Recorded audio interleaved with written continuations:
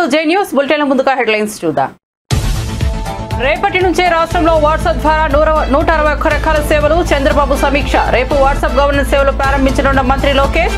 మొదటి దఫాలో పౌరులకు అందుబాటులోకి వివిధ రకాల సేవలు. గతేడాది మెటాతో ఒప్పందం. కేటీఆర్ ఒక పలికి మారిన వ్యక్తి అన్న కోమటిరెడ్డి. ప్రతిపక్ష నేత పదవి కోసం కేటీఆర్ హరీష్ రావు కొట్టుకుంటున్నారని విమర్శ. కేసీఆర్ మాదిరి తాను ఎలక్షన్ కలెక్షన్ చేయలేదని వ్యాఖ్య.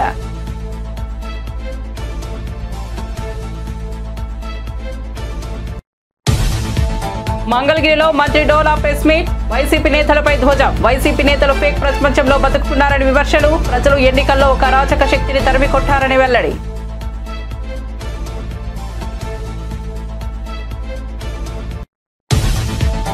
రైలు పట్టాలపై పడుకోబెడతానని ఎమ్మెల్యే గుమ్మనూరు జయరాం వార్నింగ్. తనకు వ్యతిరేకంగా కొందరు తప్పుడు వార్తలు రాస్తున్నారన్న జయరాం. నిరూపించే దమ్ము ఉంటేనే వార్తలు రాయాలన్న ఎమ్మెల్యే. ఎవరో డబ్బులు ఇస్తారని తప్పుడు వార్తలు రాస్తున్నారని మండిపాటు.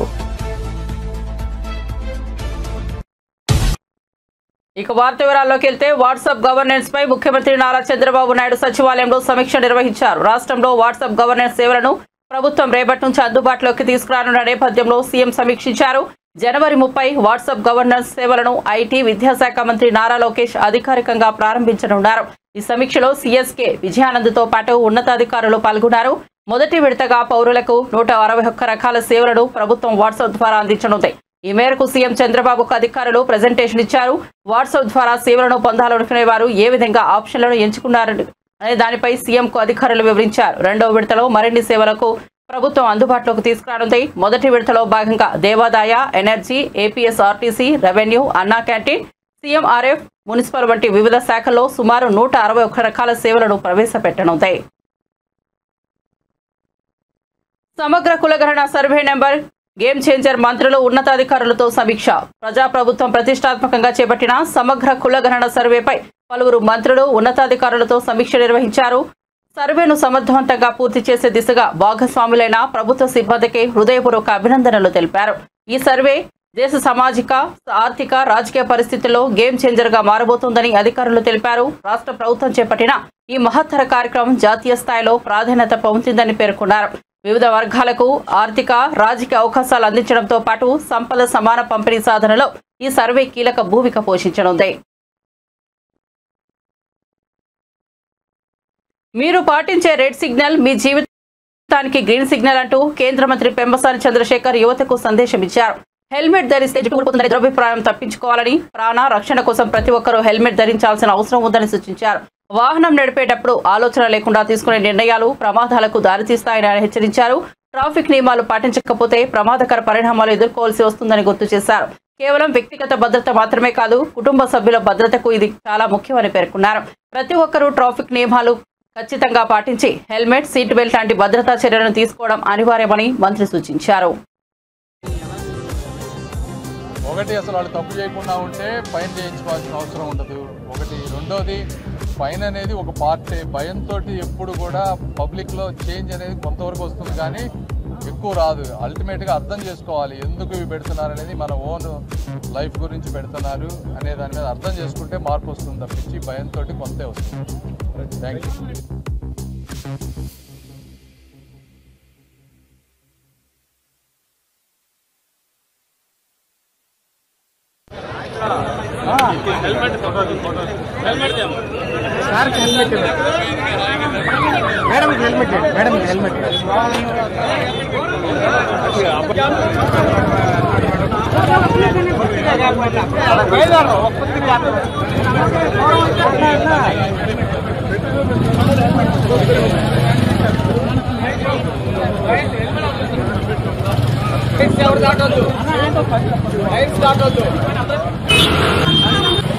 క్లీన్ చేసుకోకపోవటం వల్ల దానికి వెంటిలేషన్ లేకపోవడం వల్ల హెయిర్ లాస్ వస్తుంది తప్పించి కేవలం 10-15 నిమిషాలు, ఒక అర్ధగంట పొద్దున ఈవినింగ్ హెల్మెట్లు పెట్టుకోవడం వల్ల హెయిర్ లాస్ రాదు.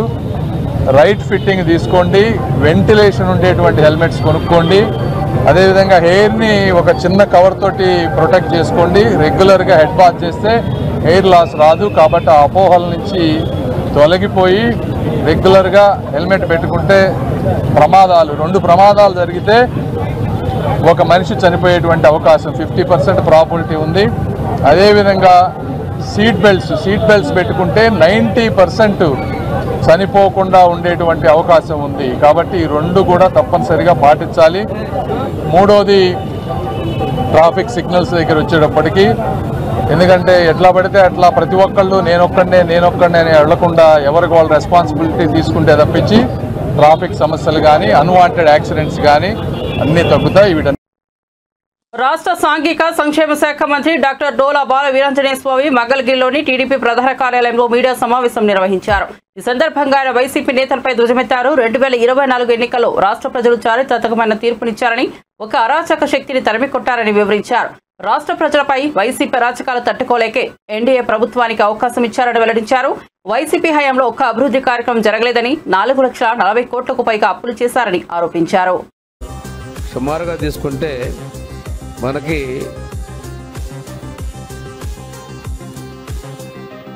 చాలా 4,140 కోట్ల పైన ఉన్నాయి. ఈరోజు తీసుకున్న పరిస్థితుల్లో 4,140 కోట్ల పైన ఉన్నాయి. ఈరోజు తీసుకున్న పరిస్థితుల్లో ఈ 7 నెలల్లోనే 5 సంవత్సరాల అభివృద్ధిని మేము చేసి చూపించాం. సూపర్ 6 గురించి మాట్లాడుతున్నారు మీరు. ఒక్కొక్కటి మేము చేసుకుంటూ వస్తున్నాం. 1000 రూపాయలు పెన్షన్ పెంచుతామన్నారు. కానీ తర్వాత ఏం చెప్పారు? విడతల వారి అన్నారు. ఆ విడతలనేదో చిడతలనేదో ఒకళ్ళు చెప్పకుండా ప్రజలు మోసం చేసి మీరు అధికారంలోకి వచ్చారు. కానీ ఆ 1000 రూపాయలు పెంచడానికి మేము చేసిన 2,000, 3,000 చేయడానికి ఆపసోపాలు పడ్డారు. మొన్న ఎన్నికల ముందు 2024 మీరు జనవరిలోనే 3,000 చేయగలిగారు. మేము ఇచ్చిన మాట ప్రకారం నువ్వు చేసిన అప్పులు ఒక పక్క, నువ్వు చేసిన బకాయిలు ఒక పక్క, పెట్టిన బకాయిలు ఒక పక్క ఉన్నప్పటికి కూడాను పెన్షను 4,000 రూపాయలు ఇస్తాం మేము అమలుపరిచాం. మొదటి రోజు నుంచే, ముందు నుంచి ఇస్తామని చెప్పాం. మేము ప్రకటించినటువంటి ఏప్రిల్ నెల నుంచే మీకు అరియర్స్ ఇస్తామని చెప్పాం. దాని ప్రకారం ఇవ్వడం జరిగింది. ఈ భారతదేశంలో ఏ రాష్ట్రము ఇవ్వనంత విధంగా అత్యధిక మొత్తంలో పెన్షన్ ఇస్తున్నటువంటి ప్రభుత్వం చంద్రబాబు నాయుడు ముఖ్యమంత్రిగా ఉన్నటువంటి ఎన్డీఏ ప్రభుత్వం అనే విషయాన్ని మీరు గమనించుకోవాలి. అదేవిధంగా 6,000 రూపాయల పెన్షను వికలాంగులకి, మంచానికి పనితీరిన వాళ్ళకి 15,000 రూపాయలు కూడా ఇది చారిత్రకంగా మేము ఇచ్చాం అనే విషయాన్ని మీరు ఒక్కసారి గమనించుకోవాలి. రెండోది, ఆడపడుచుల కష్టాలు చూడటం కోసం దీపం 2 పథకం ద్వారా 3 ఉచిత గ్యాస్ సిలిండర్లు ఇస్తా ఉన్నాం. మొదటి స్లాట్లో అందరికీ కూడా మేము ఇప్పుడు గ్యాస్కి ఉచితంగా 90 లక్షల మంది జనాభాకి, ప్రజలకి, కుటుంబాలకి మేము ఇది ఇవ్వడం మొదలుపెట్టాం. ఇది చూసి మీరు ఓర్చుకోలేక ప్రచారం ఏదో ప్రగల్భాలు మాట్లాడారు. కానీ ప్రజలు తిప్పి కొడతామనే విషయాన్ని ఒకసారి గమనించుకోవాలి. అసెంబ్లీలో మేము అడిగాం, అన్నా క్యాంటీన్లు, పేదలకు అన్నం పెట్టి అన్నా క్యాంటీన్లు మీరు ఎలా మూసేస్తారండి అని అడిగితే ఆ రోజు మీరు నిర్లక్ష్యంగా మాట్లాడారు. మేము చెప్పిన మాట ప్రకారం ఇది మా సూపర్ 6లో హామీనే. అన్నా క్యాంటీన్లు తిరిగి ప్రారంభించాం. ఇవి పెంచినవి కాకుండా ఇంకా అదనంగా కూడా ప్రతి నియోజకవర్గానికి ఒక అన్నా క్యాంటీన్ ఉండే విధంగా రూరల్లో కూడా మొన్ననే క్యాబినెట్ తీర్మానం చేసాం. త్వరలో కూడా పూర్తి స్థాయిలో ఇస్తున్నాం. ఇవన్నీ కూడా ప్రజల కళ్ళకు కనిపిస్తున్నాయి. మీకు కళ్ళకు కనిపించవు, చేసేది వినిపించదు. ఒక మీ మెప్పు కోసం, మీ నాయకుడి మెప్పు కోసం మీరు మాట్లాడుతూ ఉన్నారు. ఈరోజు ఒక్కొక్కరు ఏం చేస్తారంటే నేను వెళ్ళట్లేదు, నేను ఉంటున్నానని చెప్పేసి శీల పరీక్ష చేసుకునే విధంగా ప్రవర్తిస్తూ ఉన్నారు. కానీ చెప్పినోళ్ళే బయటికి వెళ్తున్నారు. మీరు ఒక్కసారి చూసుకున్నట్లయితే మిమ్మల్ని రాజ్యసభ సభ్యులు మిమ్మల్ని వదిలేసి బయటకు వస్తున్నారు. మిమ్మల్ని వదిలేసి మీ ఎమ్మెల్సీలు బయటకు వస్తూ ఉన్నారు. చివరికి రోజుకొక డేట్ మార్చుకుంటా తిరుగుతానని చెప్పేసి ఆయన కూడా బయటికి అక్కడికి వెళ్ళిపోయాడు మీ నాయకుడు. మీ నాయకుడి పరిస్థితి అలాగుంది. మీకు అగమ్య గోచరంగా మెప్పు కోసం ఆయన లేడు, మాకు డ్యూటీ అప్పగిచ్చాడు మాట్లాడదామని చెప్పి నిన్న మొన్నటి తెగరెచ్చిపోయి మాట్లాడుతూ ఉన్నారు. కనిపించట్లేదా మేము చేసినటువంటి అభివృద్ధిని? మీరు చేసిన గుంటల రోడ్డు మొత్తం మేము పూడుస్తూ వస్తున్నాం, అది కనిపించట్లేదా? మీ గుంటల రోడ్లో పడి ప్రాణాలు కోల్పోయేది మీకు కనిపించడం లేదా? మీ పత్రిక ఒకటి ఉంది, బ్లూ మీడియా. ఎప్పుడో 6 సంవత్సరాల నాటి వాటిని తీసుకొచ్చి సద్యవార్తలు తీసుకొచ్చి ఈరోజు కొత్తగా వచ్చిన ప్రజాకవి గద్దర్పై కేంద్ర మంత్రి బండి సంజయ్ చేసిన వ్యాఖ్యలు సరికాదని మంత్రి కోమటిరెడ్డి వెంకటరెడ్డి అన్నారు. అణగారిన వర్గాల కోసం పోరాడిన వ్యక్తి తెలంగాణ ఉద్యమకారుడు గద్దర్ పద్మ అవార్డులకు అర్హుడని తెలిపారు. హైదరాబాద్లోని గాంధీ భవన్లో మంత్రితో ముఖాముఖి కార్యక్రమానికి హాజరైన ఆయన బీఆర్ఎస్ నేతలపై విమర్శలు గుప్పించారు. ప్రతిపక్ష నేత పదవి కోసం హరీష్ రావు, కేటీఆర్ కత్తులతో పొడుచుకుంటున్నారని ఆరోపించారు. మాజీ సీఎం కేసీఆర్ 11 నెలలుగా అసెంబ్లీకి రావట్లేదని దుయ్యబట్టారు. బడ్జెట్ సెషన్ కు కేసీఆర్ వస్తారో లేదో చెప్పాలని డిమాండ్ చేశారు. ఉద్యమంలో గద్దరు ఉన్నాడా, బండి సంజయ్ ఉన్నాడా? బండి సంజయ్ అంటే ముందు గద్దరు తెలంగాణ కోసం 69 ఉద్యమం కానీ మన్నటి ఉద్యమంలో కానీ ఊరూరు తిరిగి పాట పాడుతూ తన పాట ద్వారా ఇలా దేశంలోనే అణగారిన ప్రజల కోసం పోరాడిన వ్యక్తి, తెలంగాణ ఉద్యమంలో పాట చేసిన వ్యక్తి. ఆయన యుద్ధ నౌక ఆయన చనిపోయిన రోజు మేము లాల్ బహదూర్ స్టేడియంలో చూసినాం. ఏదైనా పెద్ద పెద్ద నాయకులు, ప్రధానమంత్రి పదవులు అలాంటి పదవులు చేసిన వాళ్ళు వస్తే ఆ విధంగా తండోపతండాలుగా ఉమ్మడి తెలుగు రాష్ట్రాలకి వేలాదిగా వచ్చి నివాళులు అర్పించిన నాయకునికి రాష్ట్ర ప్రభుత్వం రికమెండ్ చేస్తే ఇస్తే తప్పేంటి?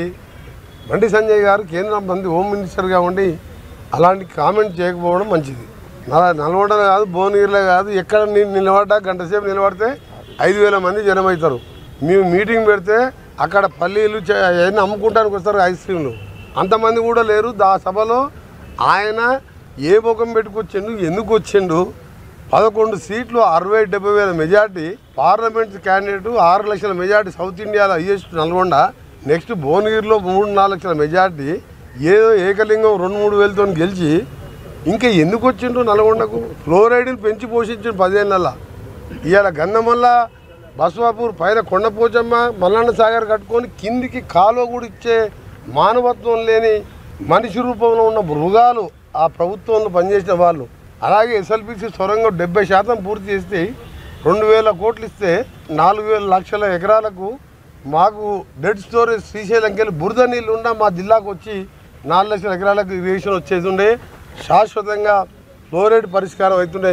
సొరంగాన్ని పూర్తి చేయలేదు, బ్రాహ్మణ వేలను పూర్తి చేయలేదు. ఇప్పుడు మేము పూర్తి చేసుకొని కాలువలు తీసుకొని 20 చెరువులు నింపినప్పుడే తెలంగాణ కోసం కొట్లాడి మంత్రి పదవి వదిలిపెట్టి సొరంగం లాంటి ప్రాజెక్టు తీసుకొచ్చి ఫ్లోరైడ్ కోసం కొట్లాడినప్పుడు వీళ్ళ ఆయన డిప్యూటీ స్పీకర్గా అధికార హోదాలో బుల్లెట్ ప్రూఫ్ కార్లలో తిరుగుతున్నాడు.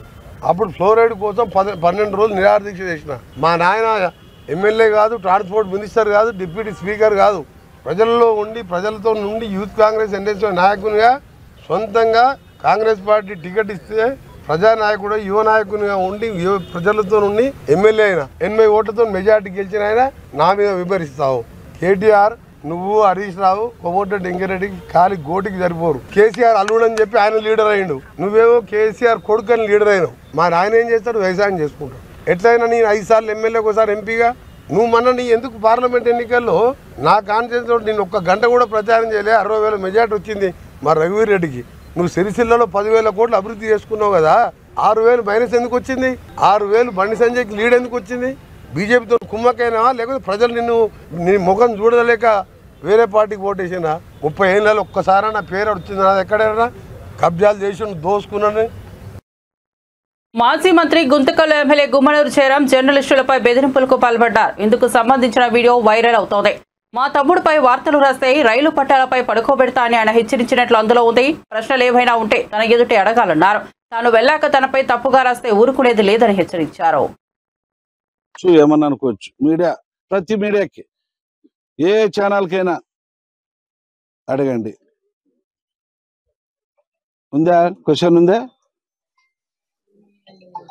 ఏం పర్వాలేదు, ఫ్రెండ్లీగా అడుగుదాం. ఫ్రెండ్లీగానే, శత్రుత్వం వద్దు, ఫ్రెండ్లీగానే. నేను పోయిన తర్వాత అది ఇది అని చెప్పి రాస్తే మాత్రము మరి మీరే అన్నారు పట్టాల మీద పండుబెడతారు. మరి అది లేకున్నప్పుడు మీరు నిరూపించకపోతే పట్టాల మీద పండుబెట్టే కూడా నేను సిద్ధంగా ఉన్నాను. ఎందుకంటే నాకేం లెక్కలే, అన్ని విధాలుగా చేసి వచ్చినోడిని.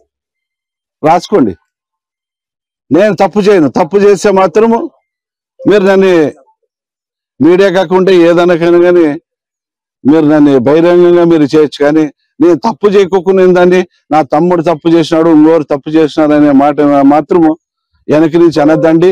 ఏదైనా తప్పు చేసినారని చెప్పి నేరుగా అడగండి. ఆ తప్పు ఏమన్నా చేసింటే నేను సరిదిద్దుకుంటా. తప్పు చేయకపోతే మాత్రం తాట తీస్తా. ఇది మరొకసారి హెచ్చరిస్తున్నా. నా పైన రాసేటప్పుడు కూడా ఎవరైనా కానీ అన్ని విధాలుగా ఆలోచన చేసి రాయండి. నేను కబ్జా చేస్తే మాత్రం తల వంచుతా, కబ్జా చేయకపోతే తల ఎత్తుకొని నడుస్తా. మీరు ఎవరైనా అడిగేదంటూ ఉంటే అడగండి. ఏమిది ధైర్యంగా చెప్తున్నాడు, కబ్జా చేసినాడా చేయలేదా, మరి ఎంతమందిని పట్టాల మీద పండబెట్టినారనేది న్యూస్ లో వస్తుండదు. ఇదే కోరిక మేరకు నిన్ననే మా కార్యకర్తలతో, మా నాయకులతో, మా కుటుంబ సభ్యులు, తెలుగుదేశం కుటుంబ సభ్యులతో కూర్చున్నప్పుడు నా పరిపాలన బాగలేదు, ఒక ప్రతి ఒక్కరు అన్నదమ్ములతో ఎమ్మెల్యేలుగా ప్రవర్తిస్తారని చెప్పేసి ఏ మీడియా సోదరులు అంటున్నారు, మీ అభిప్రాయం అని అడిగితే ప్రతి ఒక్కరు అన్నాళ్ళు. మరి వాళ్ళ మాటల్లోనే అడుగుదాం. ఏమో బీజేపీ మన ఎన్డీఏ మన కూటమిలో మీరున్నారు, నా తమ్మునోళ్ళు రాజకీయం కానీ లేదంటే నా కొడుకు కానీ ఎప్పుడైనా ఏమైనా దౌర్జన్యాలు చేస్తున్నారా లేదా అనేది మన ఎన్డీఏ గవర్నమెంట్ ఉన్న సభ్యులు బీజేపీ నుంచి మా తమ్మునోళ్ళు ఉంటే మేలా, లేదంటే మా తమ్మునోళ్ళు మీరైనా ఇంట్లో పెట్టండి, ఎమ్మెల్యే మీరు కదా. కాంగ్రెస్ ప్రభుత్వం హామీలను అమలు చేయలేక డైవర్షన్స్ డ్రామాలు చేస్తోందని శాసనమండలి ప్రతిపక్ష నేత మధుసూదనాచారి విమర్శించారు. గతేడాది సీఎం రేవంత్ రెడ్డి 40,000 కోట్ల పెట్టుబడులు తెచ్చామన్నా ఇప్పటి వరకు రాష్ట్రానికి ₹1 కూడా రాలేదని ఆయన ఆరోపించారు. ప్రజలు కాంగ్రెస్ హామీలపై ప్రశ్నిస్తుంటే వాటికి సమాధానం చెప్పలేక ప్రజల దృష్టి మరల్చే ప్రయత్నాలు చేస్తున్నారని మండిపడ్డారు. కేవలం మాటలు కాదు, అమలు చేయగల సామర్థ్యం ఉంటేనే ప్రజలు విశ్వసిస్తారని మధుసూదనాచారి హెచ్చరించారు. ఆయన మాటలు, ఆయన వ్యవహార శైలి ఈ పార్టీ ముఖ్యమంత్రి ఇండియాలో లేదన్నట్టుగా ఆయన వ్యవహార శైలి ఉన్నది. రాష్ట్ర ప్రభుత్వాన్ని నడిపేటువంటి క్రమంలో అభివృద్ధిని కాంక్షించేటువంటి ఏ ప్రభుత్వం అయినా చాలా ఎంఓయూలు చేసుకుంటుంది. అందులో చేసుకున్నటువంటి ఎంఓయూలన్నీ కూడా అమల్లోకి వచ్చినటువంటి దాఖలా గతంలో లేదు, ఈరోజు కూడా ఉండదు. 1,82,000 కోట్లు ఎంఓయూలు చేసుకోవడమే పెట్టుబడులు తరలి వచ్చినట్టుగా ఆయన భ్రమిస్తూ ఉన్నాడు. అయితే ఇదే సందర్భంగా ఈ ఎంఓయూల విషయంలో చంద్రబాబు నాయుడు గారు ఆంధ్రప్రదేశ్ సమైక్య ఆంధ్రప్రదేశ్కు, ఈరోజు ఆంధ్రప్రదేశ్ రాష్ట్రానికి ముఖ్యమంత్రిగా కొనసాగినటువంటి వ్యక్తి, అనేక సందర్భాల్లో అనేక ఎంఓయూలు చేసుకున్నటువంటి వ్యక్తి. ఎంఓయూల విషయంలో చంద్రబాబు నాయుడు గారి కామెంట్ ఏంటంటే, దావోస్లో జరిగేది ఓన్లీ నెట్వర్కింగ్ మాత్రమే, అంతకుమించి అక్కడ ఏమీ ఉండదు అని ఆయన అంటున్నాడు. ఇక ఈరోజు ముఖ్యమంత్రి రేవంత్ రెడ్డి గారి డిప్యూటీ సీఎం గారైనటువంటి బట్టి విక్రమార్క గారు వారంటున్నటువంటి మాట ఏంటంటే, ఎంఓయూలు అన్నీ ఎక్స్ప్రెషన్ ఆఫ్ ఇంట్రెస్ట్ మాత్రమే అని అంటా ఉన్నారు. ఒకవైపు అభిప్రాయాలు, వాస్తవాలు ఆ రకంగా ఉంటే ఈ దేశంలో ఏ రాష్ట్ర ముఖ్యమంత్రి ఎన్నడూ దేని విధంగా ఇంత పెద్ద ఎత్తున ఎంఓయూలు చేసుకున్నాం, ఈ పెట్టుబడులు వచ్చినటువంటి భ్రమింపజేసేటువంటి మాటలు ముఖ్యమంత్రి మాట్లాడుతూ ఉన్నాడు. ఇదే ముఖ్యమంత్రి గడిచిన సంవత్సరం కూడా దావోస్లో ఎంఓయూలు చేసుకున్నారు. ఆ రోజు వాళ్ళు చేసుకున్నటువంటి ఎంఓయూల విలువ 40,000 కోట్లు. దాంట్లో ఇప్పుడు మాకున్నటువంటి సమాచారం ప్రకారం 10-12,000 కోట్లు మాత్రమే మెటీరియలైజ్ అయినాయి. ఇదొక భాగం అయితే, ఇందులో ఇంకొక గొప్ప కోణం ఏంటంటే, మొన్న అక్కడ ఎంఓయూలు చేసుకున్నటువంటి వాళ్ళల్లో మనకు సంబంధించినటువంటి వాళ్ళు రామ్కీ కావచ్చు, మేఘా కావచ్చు ఇటువంటి సంస్థలన్నీ కూడా ఇక్కడికి సంబంధించినవి. వీళ్ళు కూడా పెద్ద ఎత్తున అక్కడ ఎంఓయూలు చేసుకున్నారు. అంటే ఫిగర్ ఎక్స్పోజ్ చేయడానికి మాత్రమే తప్ప, ఇది రేవంత్ రెడ్డి గారు నేను గొప్పగా కార్యక్రమాలు చేస్తున్నా అనేటువంటి దాన్ని నమ్మించడం కోసం ఈ రకంగా చేస్తూ ఉన్నాడు. అసలు జరుగుతున్నది ఏంది? ఆంధ్ర రాష్ట్రంలో వారు ముఖ్యమంత్రి అయి తెలంగాణలో కాంగ్రెస్ ప్రభుత్వం ఏర్పడి 13 మాసాలు గడిచిపోయినాయి. వాళ్ళు గతంలో ఇచ్చినటువంటి హామీలు, కాంగ్రెస్ పార్టీ అంటే నిన్న మొన్న వచ్చినటువంటి రాజకీయ పార్టీ కాదు, ప్రభుత్వాలు కూడా ఆ పార్టీకి కొత్త కాదు. దేశానికి స్వాతంత్రం వచ్చినటువంటి అనంతరం ఈ దేశాన్ని అత్యధిక రాష్ట్రాలు అత్యధిక కాలం పాలించింది కాంగ్రెస్ పార్టీ. ప్రజలకు మేలు చేయాలనే ఆలోచన చంద్రబాబుకు లేదని వైఎస్ఆర్సీపీ ఎమ్మెల్సీ మొండితోక అరుణ్ కుమార్ మండిపడ్డారు. ఇచ్చిన హామీలను అమలు చేసే ఉద్దేశమే ఆయనకు లేదని ధ్వజమెత్తారు. ఆయన మీడియా సమావేశంలో మాట్లాడుతూ జనాన్ని పచ్చి మోసం చేసిన వ్యక్తి చంద్రబాబు సూపర్ 6 అడిగితే డైవర్షన్స్ రాజకీయాలు చేస్తున్నారని దుయ్యబట్టారు. ఎన్నికలకు ముందు అబద్ధపు హామీలు ఇచ్చి అధికారంలోకి వచ్చారు. ఇప్పుడు పథకాల గురించి అడిగితే సంపద సృష్టి తర్వాతనే అమలు చేస్తామని అంటున్నారు. చంద్రబాబు ఆర్థిక అరాచకవాది, కాగులెక్కలను కూడా తప్పుగా మార్చి మాట్లాడుతున్నారని ధ్వజమెత్తారు. ఒక క్లారిటీ లేదు. ఎప్పుడు చూసినా గత ప్రభుత్వం మీద నిందలే తప్ప వాళ్ళు చేయదగ్గ పనులు, చేయవలసిన పనులు ఎప్పుడూ కూడా చేయాలనే ఉద్దేశం లేదు అనిపిస్తుంది. మరి రాష్ట్రానికి ఈ ముఖ్యమంత్రి చంద్రబాబు నాయుడు గారు 4సారి ముఖ్యమంత్రి అయ్యారు. సుమారు 45 సంవత్సరాల రాజకీయ అనుభవం ఉన్న వ్యక్తి. ఈ అనుభవం ఉన్న వ్యక్తికి ప్రభుత్వ ప్రాధాన్యతలు ఏంటి, మేము ఎటువంటి వాగ్దానాలు చేశాం, ఆ వాగ్దానాలు ఎలా అమలుపరచాలి, ఎటువంటి హామీలు ఇచ్చామన్న దాని మీద ఒక స్పష్టత లేదు, ఒక విశ్వాసం లేదు. ఎన్నికల ముందు హామీలు ఇచ్చాం, గెలిస్తే చాలు, ప్రజల్ని వదిలేయించిన విధంగా చేస్తూ ప్రజల్ని పచ్చి మోసం చేస్తున్న వ్యక్తిగా ఎవరున్నారంటే ఈ రాష్ట్ర ముఖ్యమంత్రి చంద్రబాబు నాయుడు గారు. మరి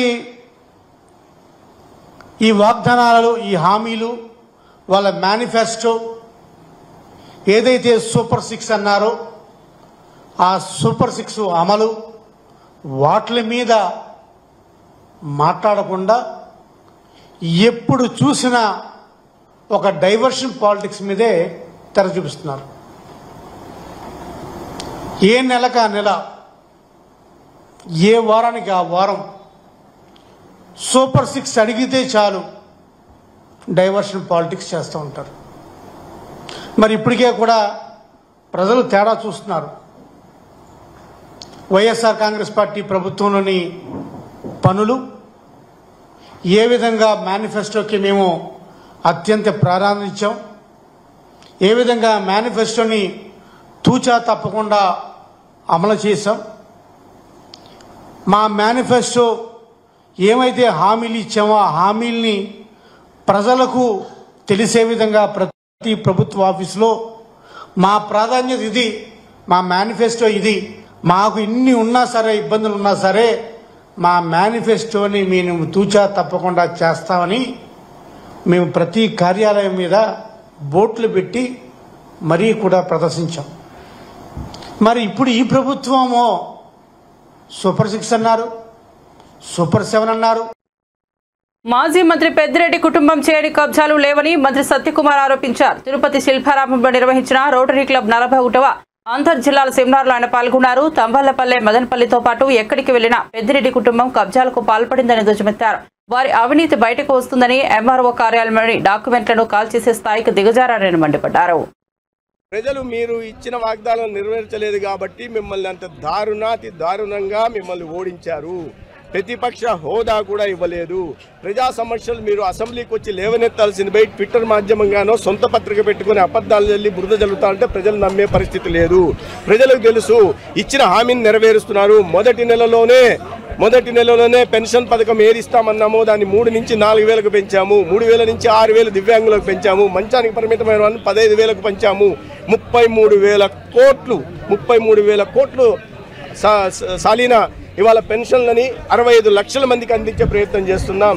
ప్రతి అర్హత కలిగిన ప్రతి మహిళకి ఉచితంగా 3 సిలిండర్లు అందించే ప్రయత్నం చేస్తున్నాం. డిఎస్సి నోటిఫికేషన్ ఇస్తాం. రైతన్నకి 20,000 రూపాయల అన్నదాత సుఖీభవ ఇస్తాం. ప్రతి తల్లికి వందనం పేరుతో ఇస్తాం.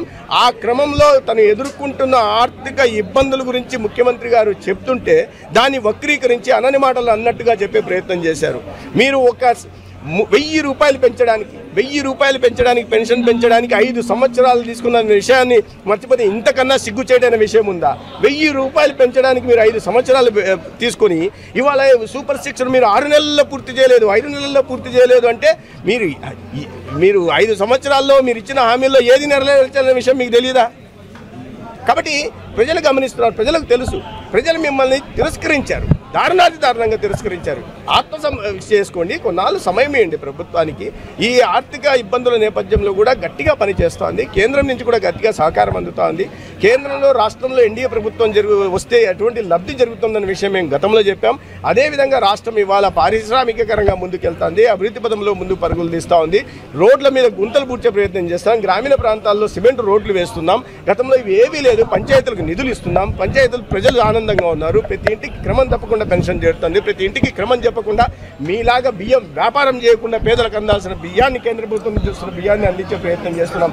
కాబట్టి ప్రజలు గమనిస్తున్నారు. ఇట్లా తప్పుడు ప్రచారాలు మానుకొని ఇప్పటికైనా ఒక నిర్మాణాత్మకమైన ప్రతిపక్ష పాత్ర పోటిస్తే కనీసం ప్రజలు మిమ్మల్ని గుర్తిస్తారు, లేకపోతే రాబోయే ఎన్నికల నాటికి మిమ్మల్ని భూస్థాపితం చేస్తారనే విషయాన్ని వారు గుర్తుపెట్టుకోవాలి. జయసాయి రెడ్డి గారు ఆయన రాజీనామా చేసిన దాంట్లో చెప్పారు ఆయనకు బీజేపీకి ఏం సంబంధం. నాకైతే తెలియదు ఆయన బీజేపీలో. నేను రాజకీయాలకు దూరంగా ఉంటున్నా.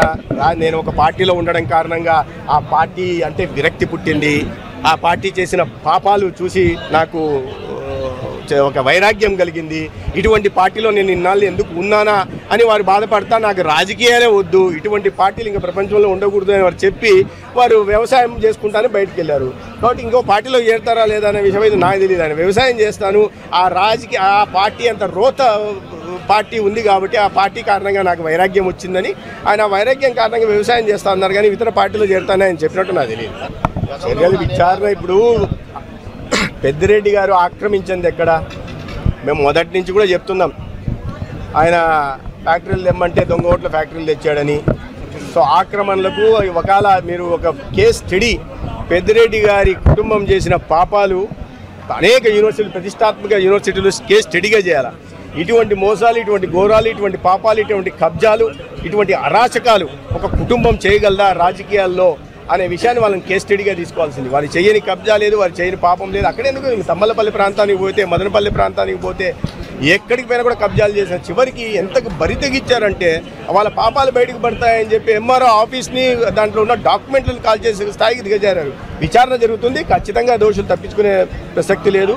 గతంలో మదనపల్లి ఫైల్స్ విషయంలో బయట అదే అటవీ భూములు కూడా అటవీ శాఖ మంత్రిగా అంటే మీకు వాళ్ళకి ఏమనుకున్నారంటే పలానా శాఖ ఇస్తే ఆ శాఖకు సంబంధించినవన్నీ నా ఆస్తులే.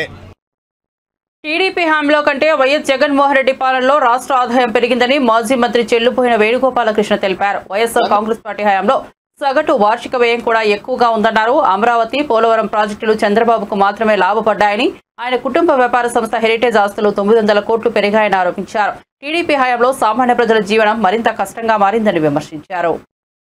978 కోట్లు సుమారుగా ఎంత పెరిగింది? 58,000 కోట్లు ఎక్కడ, 92,000 కోట్లు ఎక్కడ? ఆదాయాన్ని పెంచినటువంటి నాయకుడిగా జగన్మోహన్ రెడ్డి గారు ఉన్నారని సందర్భంగా గుర్తు చేస్తా ఉన్నాను. అలాగే సామాజిక రంగంపై సగటు వార్షిక వ్యయం ఎవరైతే వైఎస్ఆర్ కాంగ్రెస్ పార్టీ తరఫున చేసినటువంటిది తెలుగుదేశం 2,437.43 కోట్లు ఖర్చు పెడితే వైఎస్ఆర్ కాంగ్రెస్ పార్టీ అధికారంలో ఉండగా 5,224.83 కోట్లు ఖర్చు పెట్టారు. అంటే 2,437 కోట్లు ఎక్కువ ఆయన దృష్టిలో. 5,234 కోట్లు ఖర్చు పెడితే తక్కువ అనేటువంటి మాట చంద్రబాబు నాయుడు గారు వల్లి వేస్తున్నారు. ఇది అరిచేతిలో వైకుంఠమే కదా. ఖచ్చితంగా ఈ లెక్కలో గనక తీసుకున్నట్లయితే అంకెల గారడితో చంద్రబాబు నాయుడు గారు ప్రజల్ని మోసగిస్తున్నాడు. ప్రజలకు కావాల్సింది మీరు చెప్పిన హామీలు అమలు, అది గమనించమని ఈ సందర్భంగా వారికి నేను మనవి చేస్తా ఉన్నాను. ఒక్కటి, నేను మళ్ళీ పవన్ కళ్యాణ్ గారికి విజ్ఞప్తి చేస్తా ఉన్నాను. లేదా పవన్ కళ్యాణ్ గారిని ఇది మీరు అడుగుతున్నాం అనుకుంటున్నారా, డిమాండ్ అనుకుంటున్నారా? మీకున్నటువంటి మీరు కూడా ప్రజలతో పాటు మోసపోవాలనుకుంటున్నారా? మీరు కూడా ప్రజలను మోసగించారు చంద్రబాబు నాయుడు గారు, మళ్ళీ మిమ్మల్ని కూడా మోసగించే పరిస్థితి వస్తుంది. ఖచ్చితంగా మీరు కూడా అడగనట్లయితే మీరేం చెప్పారు? సూపర్ 6 హామీలు ఖచ్చితంగా అమలు చేస్తామని చెప్పారు. ఇవాళ 15% వృద్ధి రేటు సాధించిన తర్వాత అమలు చేస్తామనంటే, అయ్యా నాయుడు గారు, ప్రభుత్వం 5 సంవత్సరాలు 8 మాసాలు అయిపోయింది. అంటే మీ దగ్గర ఉన్నది 4 సంవత్సరాలు 2 మాసాలు, 6 మాసాలు ఎన్నికలకు తీసేయండి. అంటే 3 సంవత్సరాలు 8 మాసాలు. 3 సంవత్సరాలు 8 మాసాల్లో మీరు ప్రజలకు ఇచ్చినటువంటి హామీలని ప్రణాళిక చేసుకున్నారు. ప్రజలు చంద్రబాబు నాయుడు గారు వస్తే జగన్మోహన్ రెడ్డి గారి కంటే ఎక్కువ వాలంటీర్లు అనుకున్నారు 5 కాదు 10 వస్తుందని, మహిళలు అనుకున్నారు నెల 15,000 వస్తుందని వయసుతో సంబంధం లేకుండా, తల్లులు అనుకున్నారు నాకు ఒక బిడ్డకే. బులెటిన్ ముగించే ముందు హెడ్లైన్స్ మరోసారి చూద్దాం. రేపటి నుంచే రాష్ట్రంలో వాట్సాప్ ద్వారా 161 రకాల సేవలు, చంద్రబాబు సమీక్ష. రేపు వాట్సాప్ గవర్నెన్స్ సేవలు ప్రారంభించనున్న మంత్రి లోకేష్. మొదటి దఫాలో పౌరులకు అందుబాటులోకి వివిధ రకాల సేవలు. గతేడాది మెటాతో ఒప్పందం. కేటీఆర్ ఒక పనికి మాలిన వ్యక్తి అన్న కోమటిరెడ్డి. ప్రతిపక్ష నేత పదవి కోసం కేటీఆర్ హరీష్ రావు కొట్టుకుంటున్నారని విమర్శ. కేసీఆర్ మాదిరి తాను ఎలక్షన్ కలెక్షన్ చేయలేదని వ్యాఖ్య.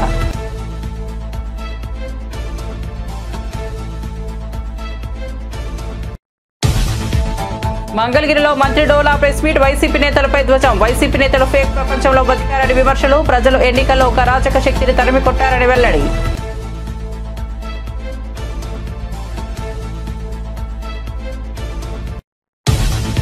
రైలు పట్టాలపై పడుకోబెడతానని ఎమ్మెల్యే గుమ్మనూరు జయరాం వార్నింగ్. తనకు వ్యతిరేకంగా కొందరు తప్పుడు వార్తలు రాస్తున్నారన్న జయరాం. నిరూపించే దమ్ము ఉంటేనే వార్తలు రాయాలనే ఎమ్మెల్యే. ఎవరో డబ్బులు ఇస్తారని తప్పుడు వార్తలు రాస్తున్నారని మండిపాటు.